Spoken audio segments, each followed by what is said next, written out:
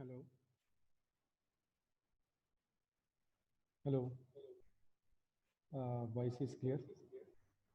Okay, thank you.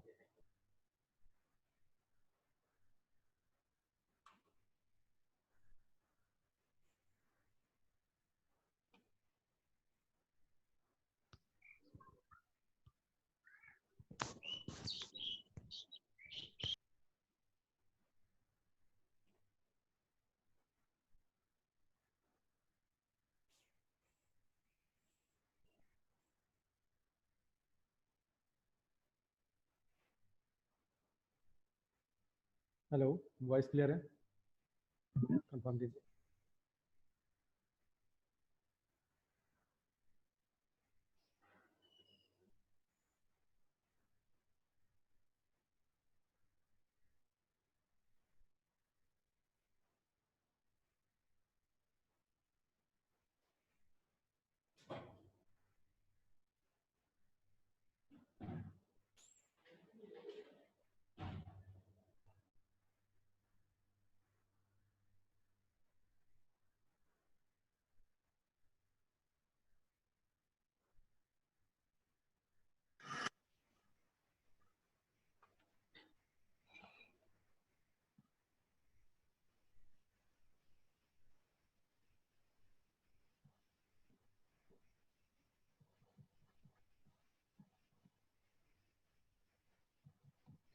Good evening. आवाज़ आवाज़ clear है? थोड़ा वेट कर लेते हैं, 1-2 मिनट, है ना, और भी लोग ऐड हो जाएं। देखिए, आप लोगों को जो भी चीज़ें बताई जा रही हैं, है ना, ये पूरा का पूरा करंट अपडेट्स हैं। अब आप इसको कैटेगराइजेशन फॉर्म में रखिए। जैसे मैंने कल आपको एप्लीकेशन बताया, बहुत सारे ऐसे प्रोग्राम बताए जो कि नॉर्मली न्यूज़ में रहती हैं। इसके अलावा इकोनॉमिक से रिलेटेड गवर्नमेंट का स्कीम, कुछ ऐसे इवेंट हुए हैं हाल फिलहाल में जिसको मैंने काफ़ी जिक्र किया था, राइट।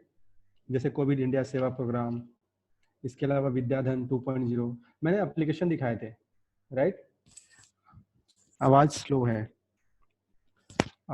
चेक करता हूँ अब भी।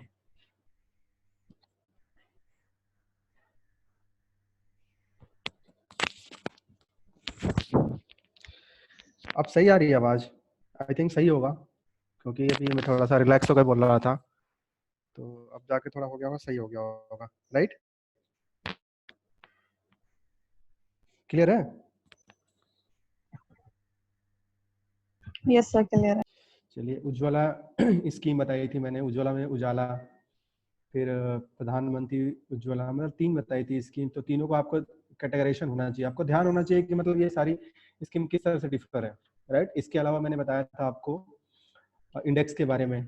तो जो भी इंडेक्स में ऐसा कुछ बता रहा हूँ, कुछ नई चीज़ें, तो डायरेक्ट जो द हिंदू पेपर से उठाई गई हैं, तो आप उसको पूरा प्रयास कीजिए कि उसको कीजिए, है ना। उसको लिख के नोट डाउन कीजिए। जो भी आपने इंडेक्स निकाला होगा, किसी कोचिंग का आप इंडेक्स ले लीजिए, वहाँ से एक जगह इंडेक्स को लिखिए, राइट। जैसे मान लीजिए वर्ल्ड बैंक है, कितने इंडेक्स निकालता है, तो सारे के सारे इंडेक्स आपका एक जगह कंसाइज होना चाहिए, राइट। दूसरी चीज़ ये है कि आप थोड़ा ये, जैसे होता क्या है कि एक इंडेक्स आता है, उसमें दे देता है कि ये किसने रिलीज किया है, रिपोर्ट दे देगा, फिर पूछ लेगा किसने रिलीज किया है।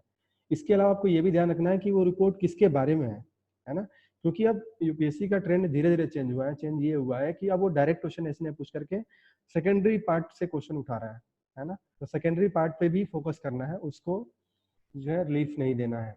इसके अलावा मैंने आपको ज्योग्राफी के कुछ चीज़ें ऐसी बताई थी, जैसे पार्सल आइलैंड हो गया, मेकॉन्ग रिवर प्रोजेक्ट बताया था कि वो क्यों न्यूज़ में है, एक नटूना आइलैंड बताया था मैंने आपको, राइट। इसके बाद मैंने आपको बताया था ऑपरेशन, अच्छा ऑपरेशन सील्ड मैंने बताया था आप लोगों को, आई थिंक नहीं बताया था, है ना। चलिए मैं बताता हूँ। आज कुछ चीज़ें हैं जो कि पीछे उसमें न्यूज़ में नहीं है ना। देखिए, स्टार्ट करें। स्टार्ट हम पहले 2-4 क्वेश्चन से करेंगे, तब तक कुछ लोग जुड़ भी जाएंगे, है ना। आप स्कीम पढ़ रहे हैं ना, आप लोग स्कीम की सीरीज चल रही है अभी। स्कीम अब शायद लास्ट सीरीज होगी, अब ओवर हो गया है स्कीम, है ना। मतलब ऑलमोस्ट जितनी भी स्कीम्स थी हमने कवर करी है, बहुत,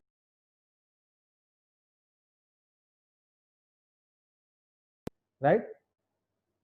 तो जो 18 को अटेम्प्ट कीजिए, बहुत ही सिंपल क्वेश्चन है। ये है प्रधानमंत्री जन आरोग्य योजना, जिसको हम आयुष्मान भारत बोलते हैं, है ना, इसको अटेम्प्ट कीजिए और इसका जो आंसर है वो रिप्लाई कर दीजिए मैसेज चैट बॉक्स में।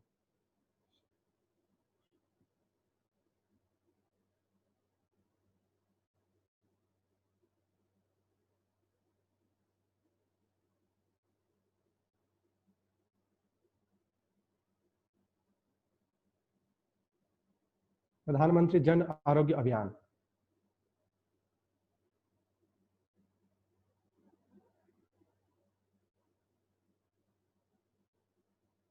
चैट बॉक्स, किसी का मैसेज रिप्लाई नहीं आया अभी तक।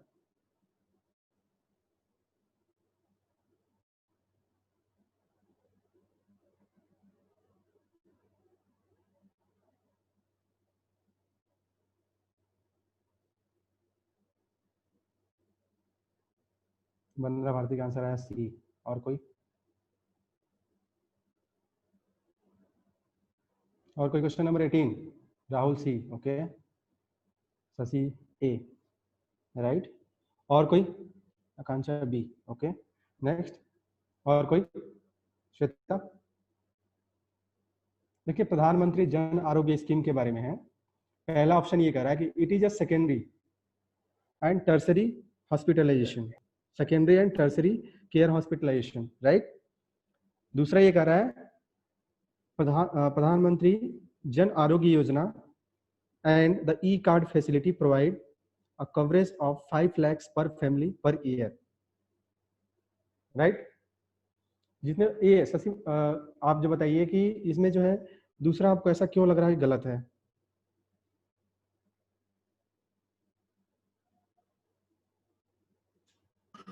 सर इसमें पर ईयर बता रहा है। ओके, आपके हिसाब से क्या पर मंथ होना चाहिए? नहीं सर, पर मंथ नहीं होना चाहिए, क्योंकि कवरेज है तो ये टाइम के लिए है ना। हाँ, चलिए देख के मैं बताता हूँ, कंफर्म करता हूँ आपको, है ना। ये जो 18 है ना, 18 का आंसर सी है, इसमें दोनों सही है ना। 5 lakhs पर फैमिली है, राइट। आप याद रखिए 5 lakhs पर फैमिली है, और ये सेकेंडरी एंड टर्सरी के लिए, प्राइमरी के लिए नहीं है ना। आप इतना याद रखिए, सेकेंडरी और टर्सरी दोनों के लिए है। प्राइमरी के लिए प्राइमरी हेल्थ केयर होता है नॉर्मली, जैसे होता क्या है, सेकेंडरी में कोई स्पेशलाइज्ड डॉक्टर के पास जाना है आपको, है ना, तो वो सेकेंडरी केयर में आता है। टर्सरी मतलब कि आपको कंसल्टेटिव, है ना, कोई कंसल्टेशन करना है किसी से, वो उसके अंडर आते हैं, राइट। तो आपको ये ध्यान रखनी चीजें। इसके अलावा देखिए, इसके जैसे ये आयुष्मान स्कीम के बारे में थोड़ा और देख लेते हैं। ये जो है वर्ल्ड का लार्जेस्ट हेल्थ केयर स्कीम है, राइट। आपको भी, आपने ये पढ़ा होगा, विजन की मैगजीन आप पढ़ते हो, तो वर्ल्ड का लार्जेस्ट जो है ये कवरेज स्कीम है। और इसमें ऐसा बोला गया है कि 10 करोड़ जो पुअर फैमिलीज हैं उनको हेल्प मिलेगा, राइट। इसके अलावा जो डेटा है, जो पीपल होंगे, जो बेनिफिशियरी होंगे, वो कहाँ से इनरोल होंगे, जो डेटा है 2011 का जो सेंसस हुआ था, उससे उन फैमिलीज को सेलेक्ट की जाएगी जो इनरोल किए होंगे, जो पुअर फैमिलीज हैं उनको जो है वहां से पुट किया जाएगा और उनको बेनिफिट प्रोवाइड किया जाएगा, राइट। और ये भी ध्यान रखना है, सबसे इंपॉर्टेंट चीज ये है कि वही लोग एलिजिबल होंगे या वही इंडिविजुअल उसका बेनिफिट ले सकता है जिसके पास आधार कार्ड है, वैलिड आधार कार्ड होगा उसके पास। और याद रखिए कि किसी पर्सन के पास यदि आधार कार्ड है तो वो जरूरी नहीं है कि वो इंडिया का सिटीजन ही हो, है ना, वो सिटीजनशिप का कार्ड नहीं है। ये भी क्वेश्चन पूछा है यूपीएससी ने, आप इसको ध्यान रखिएगा, राइट। नेक्स्ट इसमें ये है, इसकी इम्प्लीमेंटिंग एजेंसी कौन है? इम्प्लीमेंटिंग एजेंसी जैसे आयुष्मान भारत है, तो ये चीजें, यही चीजें यूपीएससी फोकस करती है। आयुष्मान भारत का इम्प्लीमेंटेशन एजेंसी कौन है? देखिए, इसका इम्प्लीमेंटेशन एजेंसी होगा national health agency, national health agency. चलिए नेक्स्ट क्वेश्चन की तरफ मूव करते हैं। फास्टैग से रिलेटेड क्वेश्चन है, देखिए।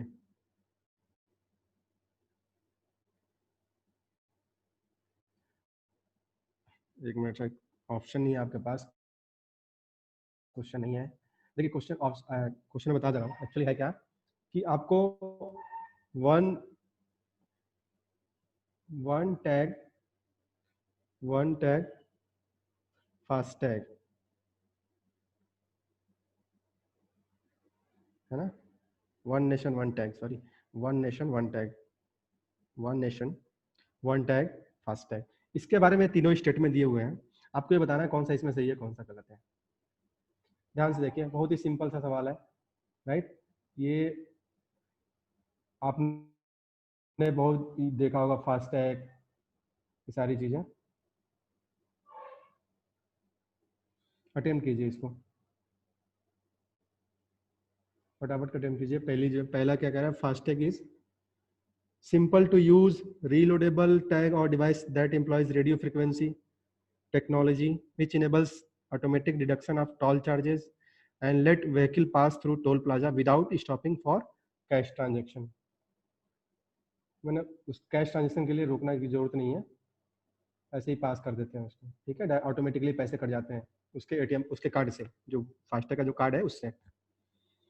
दूसरा ये है कि FASTag is valid for ever, दूसरा ऑप्शन ये कह रहा है फॉर एवर वैलिड है। देखिए आंसर है हमारे पास Bandra Maruti D, Shashi D, Shweta D, all of the okay. तीसरा ऑप्शन है द सप्लायर, और कोई आंसर दीजिए, आंसर डी, द सप्लायर और transporter will be able to track their vehicle via SMS alert generated at each toll plaza.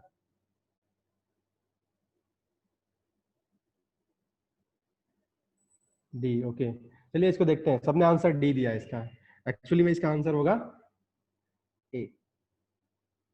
इसका option 2 जो है ना, बी 2, ये हमेशा के लिए वैलिड नहीं है, ध्यान रखिए ना, FASTag is valid for ever नहीं है। इसके बारे में थोड़ा बता देता हूँ। ये दोनों ऑप्शन सही है 1 और 3, लेकिन 2 गलत है। जब 2 गलत है तो ये ऑप्शन हट जाएंगे ऑटोमेटिकली, ये तीनों ऑप्शन, है ना, तो यही बचेगा, ये आंसर हो जाएगा। चेक करते हैं और क्या क्या है फास्टैग में। देखिए फास्टैग में क्या है कि ये किसके द्वारा फास्टैग, किसके द्वारा किया गया है, NHAI, national highway authority of India, right, NHAI के द्वारा। दूसरा चीज ये है, ये किस लिए बेसिकली किया गया था कि जितने भी आप बहुत सारे जाम लग जाते थे हाईवे पे, तो उनको इरेडिकेट करने के लिए, प्रॉब्लम सिचुएशन क्रिएट ना हो दोबारा, उसके लिए सारी चीजें प्रोविजन की गई थी। तो आपको याद रखना है किस लिए किया गया था। दूसरी चीज ये है कि ये कितने साल के लिए वैलिड होता है, तो 5 ईयर के लिए वैलिड होता है, फिर उसको रिन्यू करवाना पड़ता है, राइट, ये ध्यान रखिएगा, 5 ईयर के लिए वैलिड होगा ये। क्या ये मल्टी कलर में होते हैं? बिल्कुल होते हैं ना, मल्टी कलर भी होते हैं, सिंगल कलर नहीं होते हैं, मल्टी कलर भी पूछा हुआ है कहीं, मैंने कोई टेस्ट सीरीज दी थी तो उसमें मैंने देखा था कि मल्टी कलर होते हैं, और इसमें भी कोडिंग डिकोडिंग होता है ना। जैसे मान लीजिए आप लेफ्ट कॉर्नर कोई कार है, कार का जो ग्लास है, ग्लास में जैसे ड्राइवर बैठा होता है यहाँ पे, तो इधर जो है आप देखोगे यहाँ पे एक सिंबल लगा होता है, राइट, और ये जो यहाँ पे होता है यही डिटेक्टर होता है वो RFID का, है ना, यहाँ पे एक चिप लगी होती है, यही चिप डायरेक्टली डिटेक्ट करेगा और आपके उसके जो अकाउंट है उससे पैसे डिडक्ट हो जाते हैं ऑटोमेटिकली, है ना। तो इससे क्या हैसल फ्री होगा, काफी वहां पे लाइन लंबी कतार नहीं रहेगी। तो आप याद रखिए किस लिए है, राइट। ये भी डिजिटल इंडिया का एक कह सकते हैं कि प्रमोशन के लिए एक पार्टिसिपेटरी का काम करेगा। ये क्वेश्चन देखिए बहुत ही इजी क्वेश्चन है, fame 2 scheme, right, fame 2 scheme किससे रिलेटेड है, अटेम्प्ट कीजिए इसको। ये भी स्कीम आपको पढ़ाई जा चुकी है, फेम 2 स्कीम। आप यदि आंसर रिप्लाई नहीं दे पा रहे,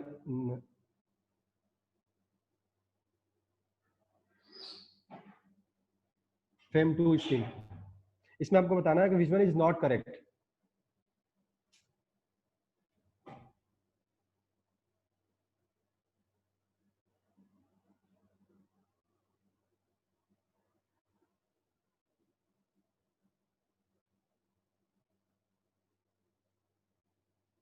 reply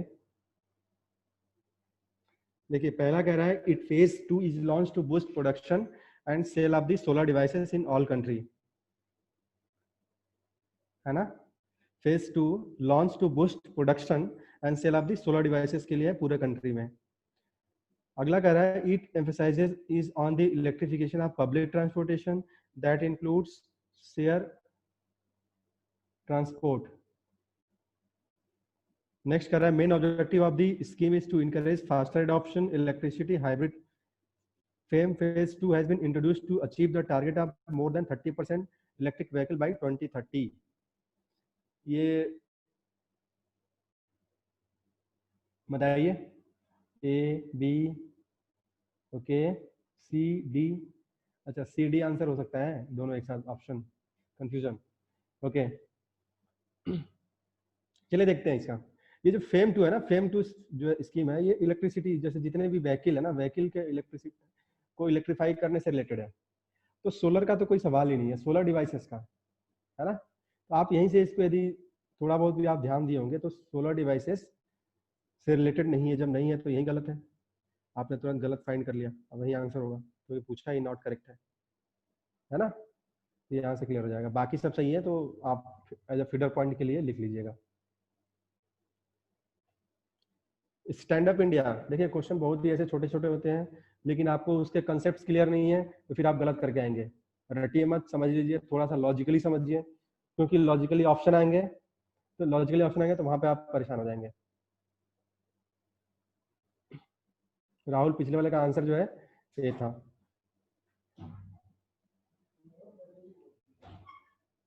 stand up India scheme, right, stand up India scheme में आपको देखना है कि विच वन इज करेक्ट।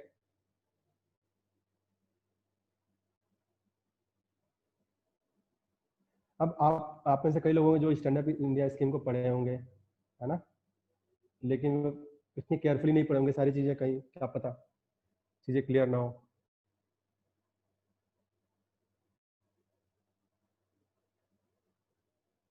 देखिए पहला कह रहा है it purpose is to promote in entrepreneurship among SC ST and women entrepreneurship, है ना। दूसरा कह रहा है कि loan under the scheme is available for only green field, only green field के लिए है। Akanksha answer D, neither one neither two. Okay, Shashi ma'am A, only one. Okay, OBC, okay sir, OEC के लिए है। Okay, ADC, Rahul C. Okay, चलिए देखते हैं stand up India scheme किसके लिए है। एक्चुअली जो स्टैंड अप इंडिया स्कीम लाई गई है ना, SC ST ट्राइबल्स, जो SC ST जो पर्सन है उनकी एंड वीमेंस के लिए लाई गई है ना। आप केयरफुली आप पढ़ेंगे उस स्कीम को, तो इनमें सभी लोगों ने आंसर दिया, इनमें से राहुल का आंसर सही है, वेरी गुड, राइट। तो आप ध्यान रखिए कि SC ST OBC के लिए नहीं, SC ST एंड वीमेंस के लिए है, राइट, ये ध्यान रखिएगा, ये स्टैंड अप इंडिया स्कीम। दूसरी चीज ये है कि इनमें जो वीमेंस होंगी उनकी एज 18 ईयर से ज्यादा होनी चाहिए, है ना। माइनर के लिए नहीं है, ये माइनर के लिए नहीं है, आप ध्यान रखिएगा, राइट। इसका मेन पर्पज क्या है, इनको जो लोन दिया जाएगा, बैंकों से लोन दिया जाएगा, वो कितना अमाउंट होगा, तो 10 लाख से लेकर के 1 करोड़ तक उनको जो लोन दिया जा सकता है, right. SC ST women and अभी SC ST के जो भी होंगे पर्सन और वीमेंस को, राइट। तो ये बैंकों से लोन लेकर के अपना जो है कोई भी ग्रीन फील्ड प्रोजेक्ट का मतलब, देखिए कई सारे टाइप ऑफ दी प्रोजेक्ट होते हैं, एक ग्रीन फील्ड होता है, एक ब्राउन फील्ड होता है, राइट। तो ब्राउन फील्ड मतलब ये होता है कि ऑलरेडी कोई प्रोजेक्ट चल रहा है, अब उसमें फर्दर इन्वेस्ट करना है, उसके लिए चाहिए, तो ब्राउन फील्ड होता है।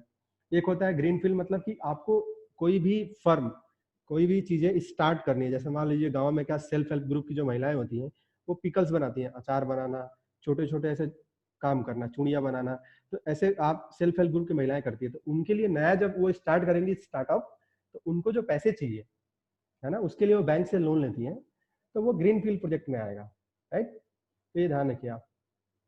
दूसरी चीज ये है कि किस मिनिस्ट्री के अंदर आता है ये, तो मिनिस्ट्री ऑफ फिनांस के अंदर आएगा, ये ध्यान रखिए आप, है ना, ministry of finance, stand up India जो है मिनिस्ट्री ऑफ फिनांस के अंदर, राइट।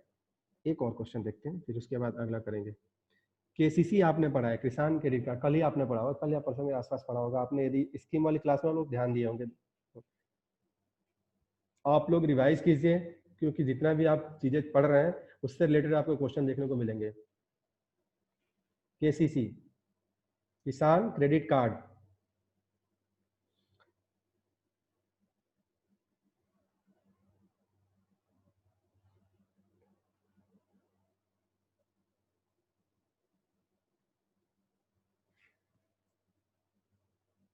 आपके स्क्रीन पे है, consider the following statement regarding किसान credit card scheme,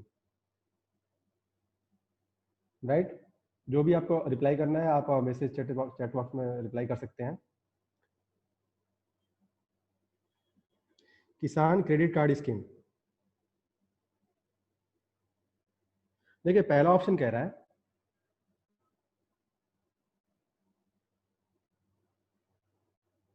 okay, don't know sir, आप स्किप करेंगे बिल्कुल।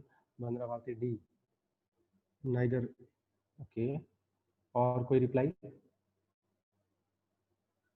चलिए देखिए, यदि नहीं आता है ना तो स्किप करना ही बेटर ऑप्शन है आपके पास। ऐसे तुक्के मारने से अच्छा है बीएससी में स्किप कर दीजिए। यदि आप बिल्कुल नहीं जानते हैं 50-50 पे तो कर लीजिए।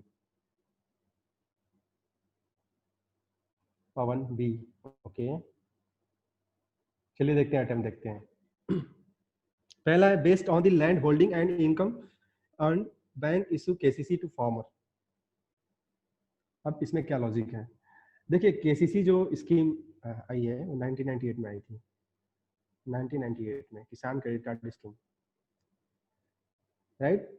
इसमें होता है कि जो कार्ड बनता है, जो केसीसी का जो कार्ड बनता है वो 5 ईयर्स के लिए वैलिड होता है, और इसको एनुअली जो है रिव्यू करवाना पड़ता है। एनुअल, साल में एक बार आपको जाके इसको रिव्यू करवाएंगे। इसको किसान क्रेडिट कार्ड को, जो आपको कार्ड मिलेगा, रुपए कार्ड मिलता है, तो उसको आपको रिव्यू करवाना पड़ता है, 5 साल के लिए वैलिड होता है।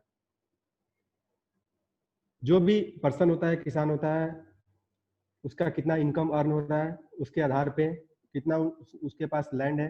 मान लीजिए उसके पास 2 बीघा लैंड है, इससे जो इनकम आ रही है 1 लाख के आसपास आ रही है ईयरली, उसके आधार पे ही बैंक जो है उसको लोन देता है कि आप जो है इसमें जो है यूज कीजिए, राइट। ये ध्यान रखिए केसीसी के अंदर में। इसमें यह है कि इस जो पैसे का यूज केवल प्री हार्वेस्टिंग में नहीं बल्कि पोस्ट हार्वेस्टिंग में भी किया जा सकता है, राइट। ये याद रखने वाली चीज है, केवल प्री हार्वेस्टिंग के लिए नहीं, हार्वेस्टिंग है, मान लीजिए हार्वेस्टिंग किया, फसल काट दिया, उसके बाद भी उसका यूज करेंगे, उसके जुताई में चाहे इन सब चीजों में यूज कर सकते हैं। एलिजिबिलिटी देखें तो सभी किसान है इसमें, ऑल फार्मर इंडिविजुअल्स, है ना। इसमें ये भी है कि जो मान लीजिए कोऑपरेटिव फार्मिंग होती है, जैसे छोटे छोटे किसान हैं वो बड़े एक अपनी अपनी जमीन एक साथ करके, जैसे किसान एक ये हो गया आपस में मिल करके एक साथ में कोऑपरेटिव फार्मिंग करते हैं, और कोऑपरेटिव फार्मिंग करने के बाद ये एक साथ लोन ले सकते हैं केसीसी कार्ड पे, राइट। ये आपको सारी चीजें बताई गई हैं पहले, है ना। सेल्फ हेल्प ग्रुप भी ज्वाइंट यदि लेना चाहता हो तो वो भी ले सकते हैं, है ना, केसीसी कार्ड के अंदर में। तो जो पहला ऑप्शन है, देखिए ध्यान से, land holding and income earn bank issue KCC to farmer, क्या पहला सही है? बिल्कुल सही है, क्योंकि पूछा गया नॉट करेक्ट,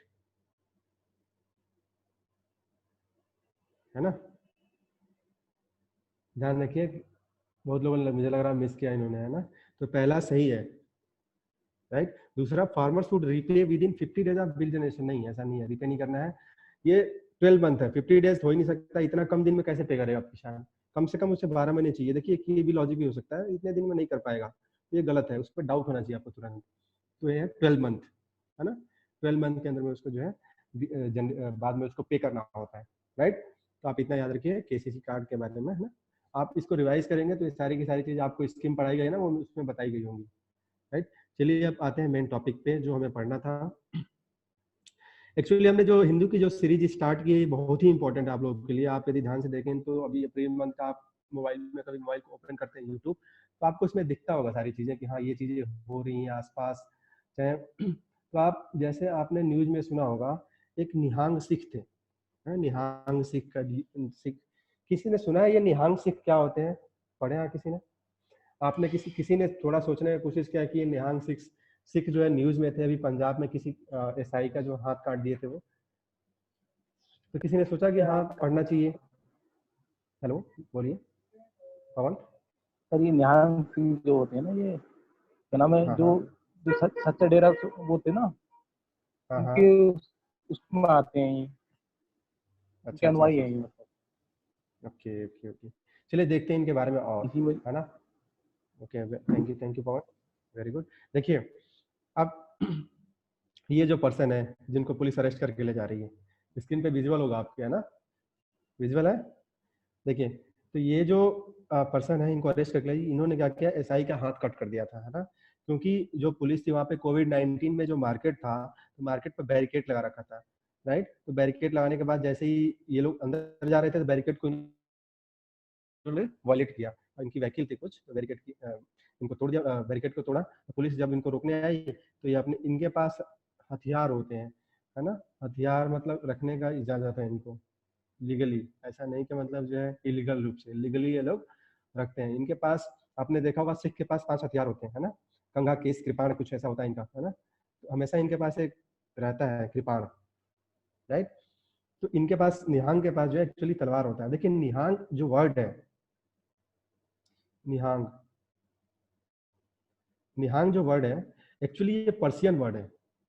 पर्शिया जो है, फारस की खाड़ी जो है, ये पर्शियन वर्ड है। और इस पर्शियन वर्ड का मतलब, निहंग का जो मतलब होता है, बेसिक मीनिंग है, वो है क्रोकोडाइल,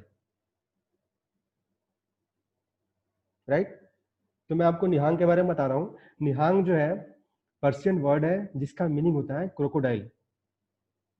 और इन्हीं निहंग्स, आपने सुना होगा कि 20 सेंचुरी के आसपास, जब गुरु द्वारा, 20 सेंचुरी मतलब कि आप कह सकते हैं 1920 से लेकर के 1925 के बीच में, जब गुरु द्वारा रिफॉर्म मूवमेंट चल रहा था, गुरुद्वारा रिफॉर्म मूवमेंट, उस टाइम पे जो अकाली मूवमेंट था, आपने अकाली मूवमेंट का नाम सुना होगा, है ना, तो उस मूवमेंट जो चला था, तो वो जो सिख थे, है ना, जो अकालीज है, जैसे अकाली जो निहंग है ना, निहंग इनको अलग नाम से एक अकाली ही कहा जाता है। जो अकाली वर्ड है वो संस्कृत वर्ड है ना, तो निहंग को ही अकालीज कहा जाता था, क्योंकि ये वॉरियर, जो ये सिख है ना, ये सिख थोड़ा वॉरियर टाइप के हैं, योद्धा टाइप के हैं, राइट।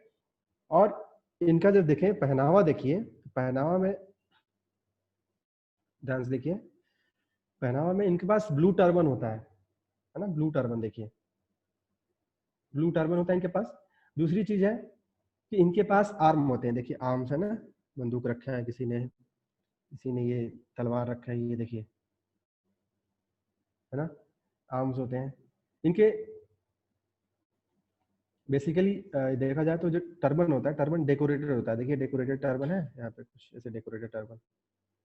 छोटी छोटी चीजों पर आप ध्यान दीजिए उनके, है ना, क्या क्या होता है। ये बहुत ही नॉर्मल एप्लीकेशन बेस्ड क्वेश्चन भी बीएससी पूछी है, ठीक है। और स्टील कोटेड, स्टील कोटेड, ये माउंटेन स्टील कोटेड है ना, स्टील कोटेड। कभी क्वेश्चन वैसा पूछ देगा कि स्टील से कुछ बना हुआ अजीब सा ही दूसरे तरीके से, तो वहां पे आप फंस जाएंगे फिर। तो यही पता होना चाहिए कि स्टील कोटेड होता है ना। तो जो गुरु ग्रंथ साहिब, आपको पता होना चाहिए, गुरु ग्रंथ साहिब जो है वो गुरु अर्जन ने, जो हिंस थे गुरु ग्रंथ साहिब में, किसने किए थे कंपाइलेशन? गुरु अर्जन देव ने किए थे। अच्छा, गुरुमुखी लिपि का डेवलपमेंट किसने किया था? गुरुमुखी लिपि कोई बताएगा? Anyone else? गुरु अंगद ने। गुरु अंगद। और कोई?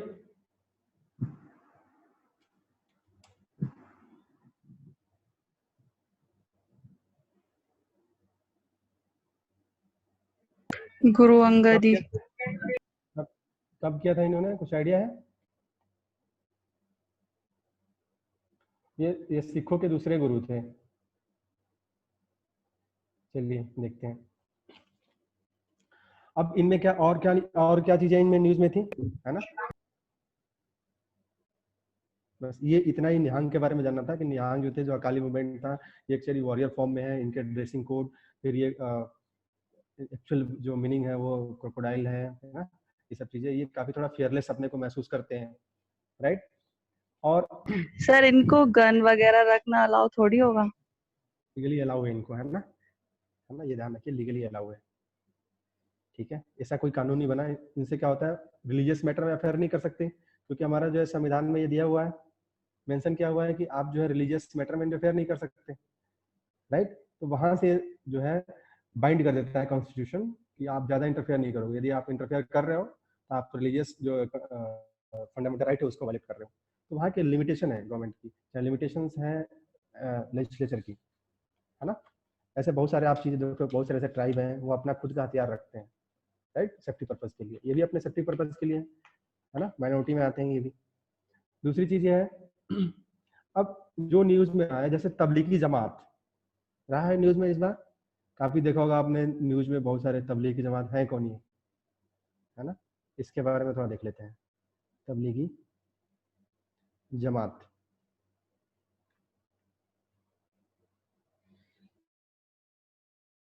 तबलीगी जमात, अब देखिए तबलीगी जमात जो है, इनको बोला जाता है सोसाइटी ऑफ द प्रीचर्स। मतलब प्रीचर मतलब ये होता है कि ज्ञान देना है ना, सामने वाले को ज्ञान देना। जब आपने एक सुना होगा, एक निहान से एक चीज और बताऊं, जब सूफी मूवमेंट चला था, सूफी मूवमेंट में जो सिलसिला चलते थे ना, सिलसिला में थे, जैसे चिश्ती सिलसिला हो गया, इसी तरह से और बहुत सारे सिलसिला थे। जो भी कोई पर्सन आता था उनके ग्रुप में, है ना, उनको बोलते थे मुरीद। एक छोटा सा इन्फॉर्मेशन है, उनको बोलते थे मुरीद। अभी डिस्कनेक्ट हो जाएगा 5 या 10 मिनट में, है ना, तो हम आपको फिर से रिकनेक्ट करेंगे, राइट। तो देखिए, जो मुरीद, इनको बोलते थे मुरीद। और ये जो सिलसिला होते थे, छोटे छोटे ग्रुप होते थे, जो कि जिसमें कि उनके गुरु होते थे और वो उनके नॉलेज देते थे कि कैसे जो है आपको लाइफ को बेटरमेंट के लिए रहना है। रिलीजन यही तो सिखाता है हमें कि कैसे जो है बेटर लाइफ जीनी है ना। दूसरी चीज ये है कि जब तबलीगी जमात न्यूज में आया था, तो तबलीगी जमात का मतलब होता है सोसाइटी ऑफ प्रीचर्स, राइट। वहां पे लोगों को ट्रेन किया जाएगा, जो पैगंबर मोहम्मद ने जो इस्लाम का जो बेसिक फंडा दिया था, उस चीज को पूरे इस्लाम धर्म में फैलाने का काम करना है। तबलीगी जमात का मतलब ये है, राइट। अब इसके हिस्ट्री में जाते हैं, क्या हिस्ट्री था एक्चुअली। ये फाउंड किया गया था, देखिए ये इंडिया में ही फाउंड किया गया, इतना याद रखिएगा, है ना, ऐसा नहीं किसी दूसरे कंट्री में किया गया। तबलीगी जमात देवबंद, किसी सुना है देवबंद मूवमेंट? तो जो देवबंदी इस्लामिक स्कॉलर्स थे, है ना, देवबंदी इस्लामिक स्कॉलर्स थे, जिनका नाम है मोहम्मद इलियास।